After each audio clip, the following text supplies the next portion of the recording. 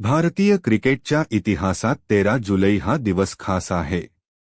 याच दिवशी 21 वर्षांपूर्वी भारतीय संघाने एक अविश्वसनीय विजय मिळवला होता.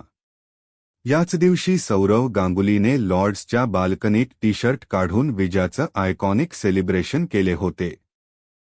ही गोष्ट आहे 13 जुलै 2002 रोजी झालेल्या नेटवेस्ट सिरीजमधील अंतिम सामन्याची. भारत आणि इंग्लंड संघात क्रिकेटची पंढरी असलेल्या लॉर्ड्स क्रिकेट मैदानात सामना झाला होता. या सामन्यात इंग्लंडचा कर्णधार नासिर हुसेनने नाणेफेक जिंकून प्रथम फलंदाजी करण्याचा निर्णय घेतला होता. इंग्लंड संघाने या निर्णयाचा फायदा घेत प्रथम फलंदाजी करताना 50 षटकात 5 बाद 325 धावांचा डोंगरही उभारला होता. इंग्लंडकडून मार्कस ट्रेस्कोथिक आणि नासिर हुसेनने शतकेही साजरी केली होती. ट्रेस्कोथिकने 100 चेंडूत 109 धावांची खेळी केली होती.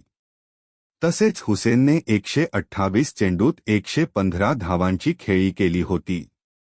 याशिवाय अड्र्यू फ्लिंटॉफने 40 धावांची खेळी केली होती. भारताकडून